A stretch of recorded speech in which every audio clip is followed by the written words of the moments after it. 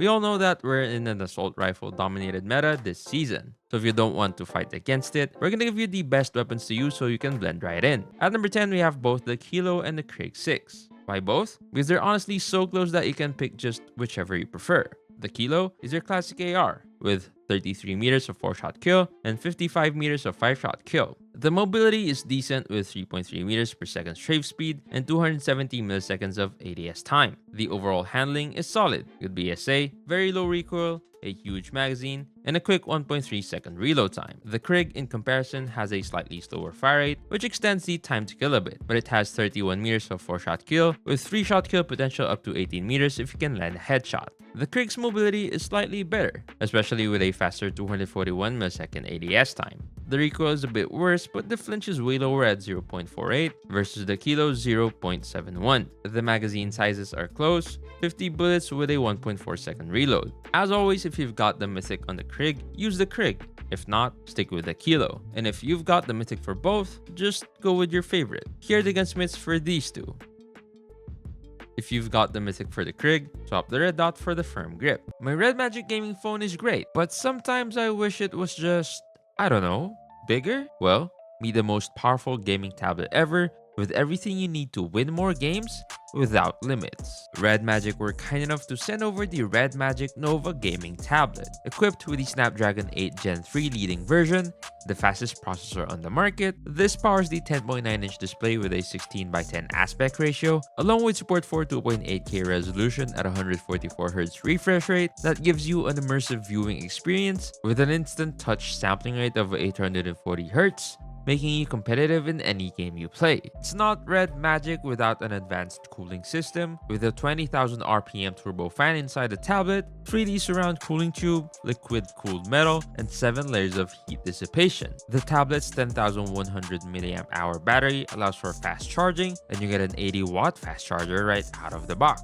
But really, inside game space, you can enable charge separation, where the device will draw power directly from the charger, preventing heat generation and extending your tablet's battery life. Speaking of game space, one feature I'm really excited about is free display. As a content creator, I really don't like stretching or cutting off my gameplay to fit the screen. With free display, I can just set my display to 16:9 and play on this aspect ratio, making any mobile game very nice to view on monitors or even on TVs.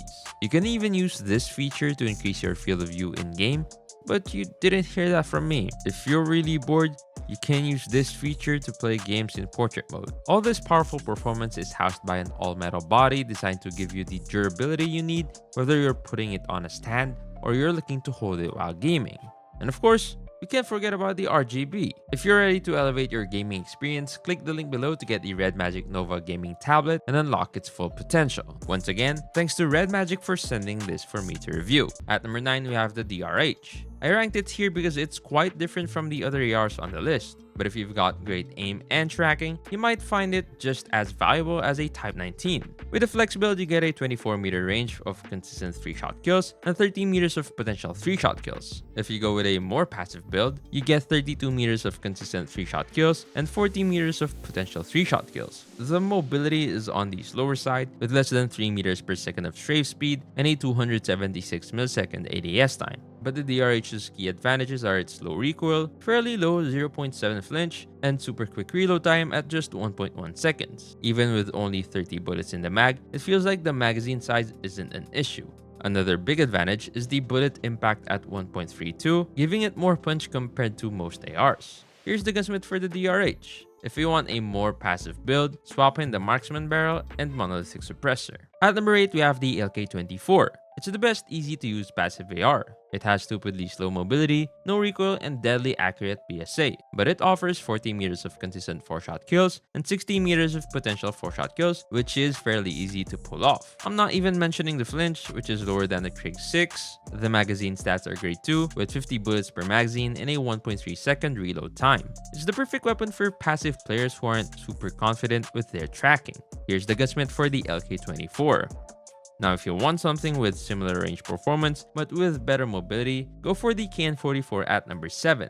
It's basically a Kilo 1-for-1 on steroids, but with a bit more recoil. Up to 38 meters, you've got a consistent 4-shot kill, and then up to 58 meters, you've got a good chance of 4-shot kill potential. The flinch is lower than the Kilos, but higher than the LK24s, sitting at 0.6.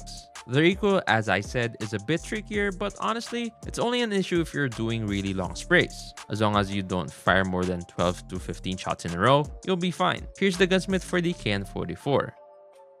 At number 6, we got our first true flex AR, the AK-117. It's essentially a random Type 19. It has 33 meters of 4-shot kill, decent mobility, a large 48-round magazine, and a fast fire rate at 770 RPM. The biggest issue with the AK-117 is the recoil pattern. It doesn't climb fast, but it randomly drifts right or left every 5 bullets. It's not an issue with 15 meters, but the effective range being 33 meters means this could cause problems.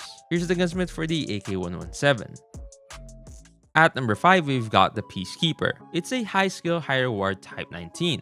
It offers 39 meters of potential 4-shot kills with 3.7 meters per second strafe speed and a 215 millisecond ADS time. The magazine stats are insane with 40 bullets and a lightning fast 0.8 second reload. It also has super low flinch at 0.38 and the bullet spread accuracy is decent at 17. However, the Peacekeeper's recoil pattern is awful, probably the hardest to control among ARs. Another issue is the obstructive iron sight. Although it doesn't bother me, a lot of people in the comments seem to dislike it. But as I've said before, if you can control the recoil, the Peacekeeper is the best flex AR in the game besides the BP-50. Here's the gunsmith for the Peacekeeper. At number 4, we have the Type 19. It's widely considered the best flex AR after the BP-50. Its strength lies in how easy it is to use. Even though its stats aren't the best, you'll probably get the best performance with it. It has 31 meters of 4-shot kills and 44 meters of 5-shot kills. And within 15 meters, if you land a headshot followed by a chest or arm shot, you can achieve a 3-shot kill. It's rare, but it's satisfying when it happens. The mobility is decent overall, slightly slower than the Peacekeeper's ADS time but equal in strafe speed. Here's the gunsmith for the Type 19. Use a more aggressive build here to match the game's pace, but you can swap the red dot for a long-range barrel if you prefer. At number 3, we have the Odin. It's the best long-range AR in the game. It offers 2-shot kill potential up to 45 meters, infinite 3-shot kills, and super slow mobility, which is a good thing since it helps with stability in gunfights. The recoil pattern seems difficult, but with a 410 RPM fire rate, it doesn't climb that fast. Fun fact, with one magazine, you can theoretically take down 12 enemies. Of course, that's not practical, but compared to a DRH, Fennec, or HVK-30, it shows how deadly the Odin can be if you manage your ammo well. You could easily wipe an entire team without reloading. Here's the gunsmith for the Odin. At number 2, if you've watched the top 10 video, you already know it's the HVK-30. It's the only weapon besides the Odin that can potentially outgun the BP-50. It has crazy time to kill potential up to 22 meters with a long range build or 18 meters with a flex build. Then up to 36 or 29 meters, it still performs well. And as always, you get a significant time to kill reduction if you land a headshot. The flex build's mobility is similar to the Type 19's. The two major issues though with the HVK are its recoil pattern, which is a slightly better version of the Peacekeeper's, and its 28-round magazine. The number of shots required for a kill ranges from 3 to 5, so it's not a huge problem, but it's hard to go on massive multi-kill streaks because of it. Again, if you want to beat BP-50 users without resorting to the Odin, the HVK-30 is your best option. Here's the gunsmith for the HVK-30. For a more passive build, just swap the light barrel for the marksman barrel. And finally, at number 1, we have the BP-50. If you can't beat them, join them, as Master Uguay probably said.